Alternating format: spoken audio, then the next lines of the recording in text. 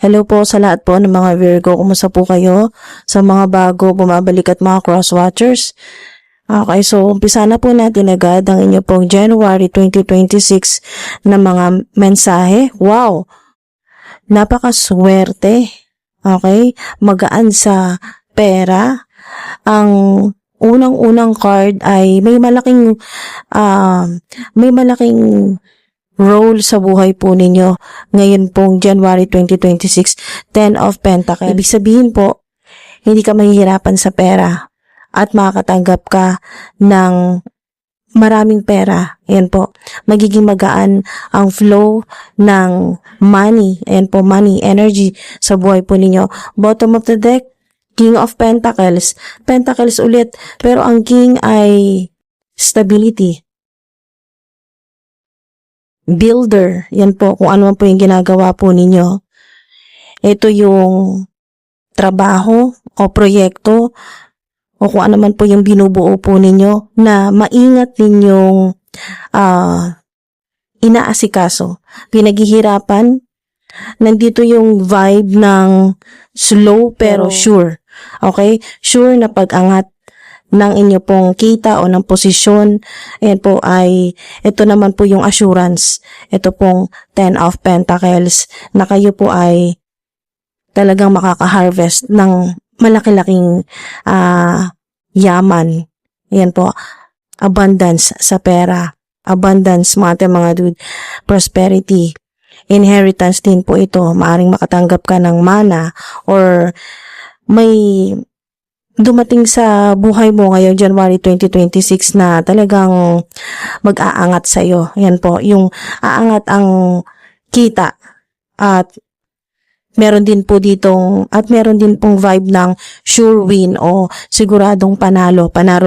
Siguradong panalo sa career, sa trabaho, sa proyekto, panalo sa inyo pong pangarap kasi meron po kayo ditong the star. Yan po. Ito po ay panalo sa inyo pong pangarap. Yan po. Kung ano yung hinihiling po ninyo. Sinasabi po dito sa the star na all your dreams are coming true. May mga opportunities. Yan po. So, may connection din po dito sa mga magagandang opportunities na darating po sa inyo. Mas magandang posisyon. Yan po, renewal. Pwedeng renewal po ng inyong kontrata. Faith, healing, yan po, healing din po sa mga naging problema po ninyo sa pera o sa trabaho po ninyo nito po 2025.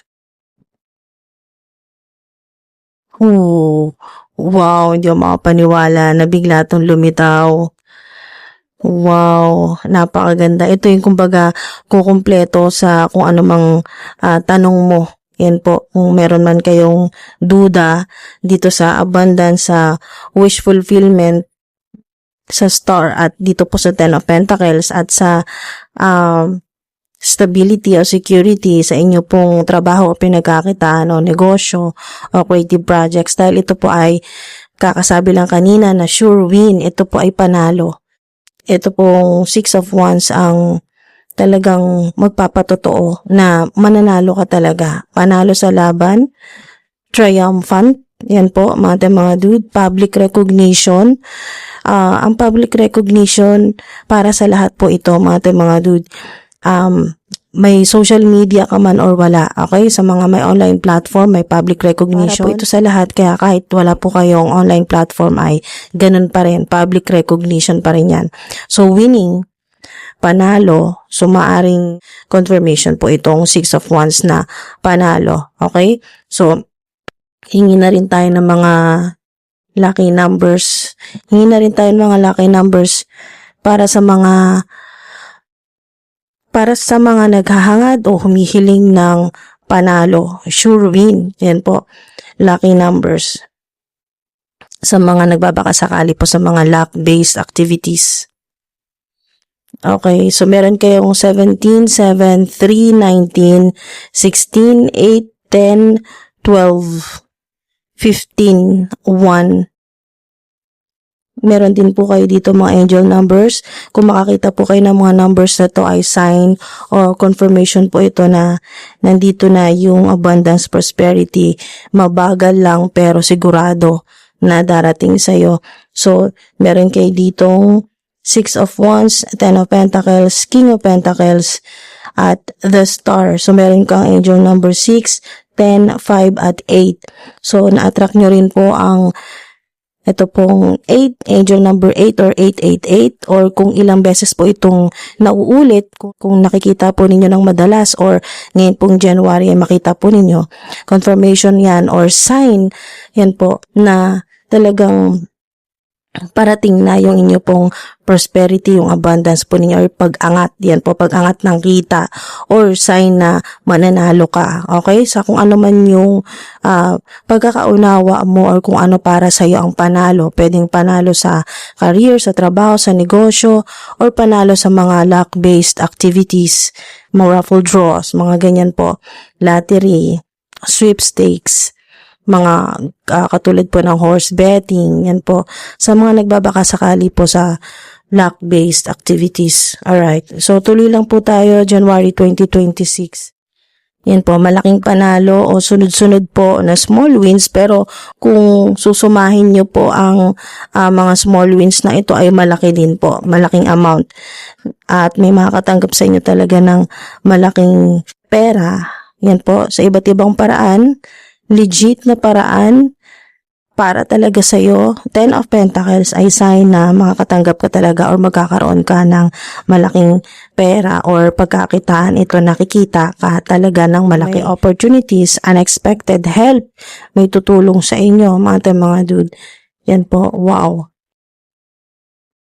Family, lalo na kung kayo po ay nakafocus po sa inyong pamilya. So, ito pong tagumpay po ninyo or panalo or kung ano man po itong malaking blessing na darating sa inyo ngayong January 2026 or hanggang bago matapos po ang January ay talagang wow, makakatulong sa inyong pamilya, magpapasaya sa buong pamilya. Yan po, mga dude. Slow pero sure na pag-angat. Yan po. So, ito pong SOS lockbox. Kayo po ay frustrated, lalo na nitong 2025. Okay, last year talagang sobrang nahirapan at sinasabi dito ay confirmation na ito, apat po na cards po ninyo ay confirmation nito na narinig or nakita po na Divine Universe, okay, ng higher power, ng creator, yung inyo pong paghingi ng tulong. Humihingi ng tulong or divine intervention at ito po yun, confirmation po yan. Ayun no, tinutukoy dito sa The Star na may parating sa'yo na unexpected help at napakagandang tulong nito dahil hindi lang ikaw, okay? Buong pamilya mo matutulungan. Ayan, no? Family dahil nakafocus ka sa family mo, okay? Sa pamilya mo, sa mga mahal mo sa buhay, family members. Alright? So, sure win. Okay, so ito na nga yun. Okay, so ito pong focus ay bukod sa kayo po ay magfo-focus na talaga sa kung ano yung mas importante sa'yo, nakafocus din ang atensyon sa'yo ng mga tao, lalo na kung kayo po ay nasa public eye. Ayun o, eyes for you. Fascinated watching. Yan po, lalo na kung kayo po ay may online platform at kayo po ay nakikita po. Yan po, sa social media, sa internet, anxiety, yan po. Ito din pong anxiety ay hindi naman talaga matatanggal agad-agad, okay? Pero eventually matatanggal or maaalis din po ito. Yung pagpapanik, yung takot, yan po, fear-based thoughts, matatanggal din po yan, mga dude. Pero dahan-dahan, okay? Slowly, pero sigurado matatanggal. Dahil nga po, may mga kapalit na mga blessing. Ito po yun, no? Malalaking blessing opportunities. Pera, literal na pera or pagkakakitaan. O ito po ay inheritance, mana, okay? Legacy, prosperity. Wow. Hingi tayo ng isang mensahe bago natin isara ang portal ninyo. Be patient. Ayan o, be patient. Ayan po yung paalala sa inyo. Ngayon po yung January 2026. Be patient. 'Di ba? Kaya nga kasi, tugma rin ng be patient na advice sa inyo dahil nga medyo mabagal. Okay? Slowly. Pero nakikita ko dito, hindi ito sobrang bagal ngayong January 2026. Hindi siya kasing lala ng delays o stagnant energy nito pong 2025 last year. Iba po itong bagal na ito. Ito yung divine timing. Okay? Hindi siya malala talaga na sobrang bagal. Ito po yung dahan-dahan. Yan, step by step. Ngayong January 2026. Kaya, kailangan mo pa rin maging patient. So, ang kailangan sa'yo ng Divine Universe o ng Creator, Higher Power, or kung ano man po ang tawag po ninyo, ngayon pong January 2026, ay binibigyan ka ng assurance mula po dito sa mga mensahe sa inyo, mga Divine Messages, at high frequency messages po ito, mga dude. Major Arcana ang The Star, ang King of Pentacles, ay napakagandang mensahe sa inyo ng magkakaroon ka ng steady. Okay? Steady gain na ito. Steady gain at increase, pagtaas. Pagtaas, pag-angat ng inyo pong kabuhayan. Yan po, ng inyo pong pinagkakitaan ng career o trabaho po ninyo o negosyo, online platform. Ano man po yan mga dude. At bukod pa dyan, may mga matatanggap ka pa na malalaking opportunities para magkaroon ng malaking pera or mga unexpected help na bigla ka nalang magkakaroon ng pera, biglang may tutulong sa'yo, biglang may magta-transfer sa account mo. Ayan po, kung ano man po ito na mana talaga na para sa'yo, inheritance. At panalo din po, napakaraming mga blessing na darating sa inyo at hindi basta-basta. Talagang malalaking blessings po ito at may panalo, okay? Bukod sa public recognition, may mananalo sa inyo. Kung ano man po yung para sa inyo ay panalo, yun po ay makakamit or matatanggap ninyo. Okay? So, unti-unti rin matatanggal itong anxiety, depression, stress, frustration unti-unti dahil ang vibe po ninyo dito ay slowly but surely pero sigurado namang matatanggal na at makakahinga ka na ng maluwag. Maaalis ang anxiety, ang mga evil eye, nandito yung evil eye, yung jealousy, envious, vibe or energy, unti-unti ring matatanggal. Kaya be patient dahil nga ngayon ang advice sa'yo ngayong January 2026, be patient dahil unti-unti dahan-dahan pero siguradong makukuha mo yung gusto mo, yung mga kailangan mo darating, matatanggal yung mga ayaw mo at yung mga hindi na makakabuti sa'yo, matatanggal ng unti-unti. Napakaganda ng buena mano po ninyo ngayong January ay marami kayong pera or pagkakitaan at marami pong blessings na darating at panalo din po at mga unexpected help at healing na rin po sa inyo pong finances.